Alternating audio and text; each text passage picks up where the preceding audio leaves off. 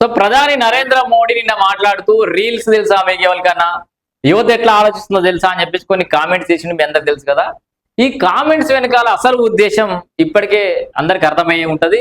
Clear cut గా cockroach Janata party అని ఏదైతే వచ్చిందో దాని ఇంపాక్టే, దాని వల్లనే మోడీ ఒక్కసారిగా అలర్ట్ అయ్యిండు.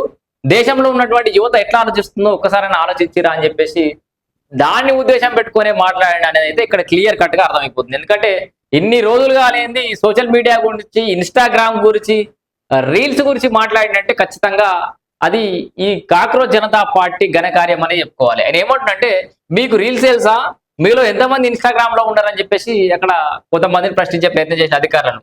సో పార్టీ ప్రభుత్వ కార్యక్రమాలు ప్రచారం చేసిర్రా, యువత ఎట్లా ఆలోచిస్తుందో తెలుసుకున్నారా, జెన్జీ తరం మనకు పూర్తిగా వ్యతిరేకంగా లేరని చెప్పుకునే ప్రయత్నం చేసిన. ఎందుకంటే పశ్చిమ బెంగాల్లో కూడా మనం గెలిపించింది కూడా ఆ యువతనే, జెన్జీ తరమే అని చెప్పేసి కూడా చెప్తుండు. పశ్చిమ బెంగాల్లో పార్టీకి పట్టం కట్టింది వాళ్ళే. యువతను తృప్తిపరిచేందుకు ఏం చేయాలనో కార్యాచరణ ప్రణాళికలు రూపొందించండి.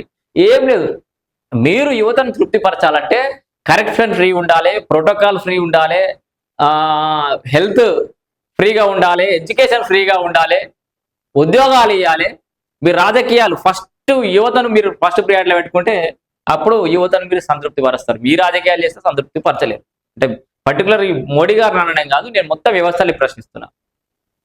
సో భారతదేశ రాజకీయ నాయకులంతా కూడా యూత్ గురించి ఆలోచిస్తే, అధికార యంత్రాంగం కూడా యువత గురించి ఆలోచిస్తే, అందరికి సరైన అవకాశాలు ఇస్తే అప్పుడు ఇట్లాంటి పరిస్థితులు రావు.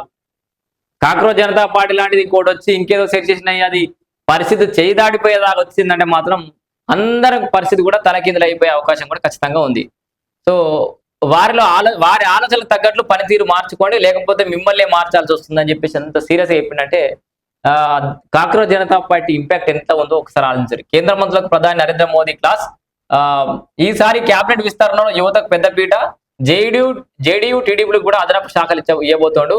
మీలో రీల్స్ గురించి ఎంతమందికి తెలుసు, ప్రభుత్వ కార్యక్రమాల గురించి కానీ, పార్టీ కార్యక్రమాల గురించి కానీ ఎప్పుడైనా రీల్స్ లో ప్రచారం చేసిరా అంటే పరిస్థితుల తగ్గట్టు టెక్నాలజీని అడాప్ట్ చేసుకోవాలి. సో ఇవాళ రీల్స్ యుగం నడుస్తుంది కాబట్టి ఆ రీల్స్ లోనే ప్రభుత్వం